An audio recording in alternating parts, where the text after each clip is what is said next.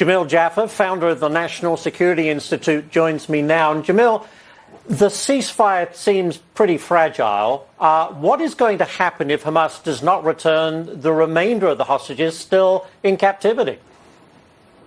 Well, actually, President Trump was very clear about this earlier this week. He said that, quote, all hell will break loose if Hamas doesn't move forward with the hostage releases, at a minimum the 3 that are agreed to, but possibly even a significant number more in the very near future. Do you think they take him seriously? It seems to me that when Donald Trump says something, people listen. Well, actually, that is the one thing about this president. He made campaign promises along the way. People thought some of them were unlikely to be implemented, and yet what you've seen is him implementing campaign promise after campaign promise, threat after threat about tariffs. People said he'll never impose those tariffs, and he did exactly that. He did. I want to get to this issue. 145 Democrats signed a letter to President Trump urging him to retract his, quote, dangerous comments about proposing that the U.S. take over the Gaza Strip.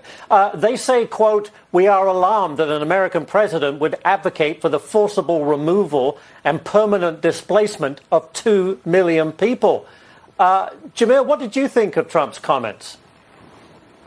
Well, actually, it's hard to understand how that would happen in a practical sense, right? The Israelis had a very difficult time removing a few thousand settlers when they left Gaza back in 2007. It's going to be hard to get 2 million people out. And then the U.S. taking it over without any troops, the president says, that's hard to imagine as well. So it's just hard to imagine any practical reality to this. So we'll see what happens, but it seems pretty unlikely, actually.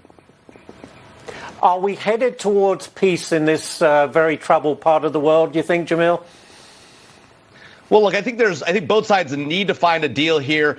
Israel does not want this war to continue. They need security. The Gazans can't take anymore. Hamas is largely eviscerated. Hezbollah is on the retreat. Iran's on the retreat, with the exception of the Houthis. And Syria's in new hands. So a lot's changed in this region since October 7th. At the same time, we've got to find a path forward that makes sense. President Trump putting this sort of very out-of-the-box idea on the table may make some of the other more reasonable proposals more appealing to both sides at this point.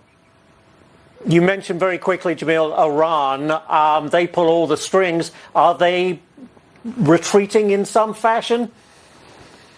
Well, they're sort of on the back foot. Their air defenses have been wiped out. Syria's air defenses have been wiped out. They've lost Bashar Assad there in Syria. Hezbollah, Hamas, both on the run. The Houthis are still successful. The real question is, will Israel try to go after Iran's nuclear program, or will Iran try to make a deal? The president's made clear he wants a deal. Can he get to a deal with Iran that addresses not just their nuclear program, but also the use of terror forces around the region?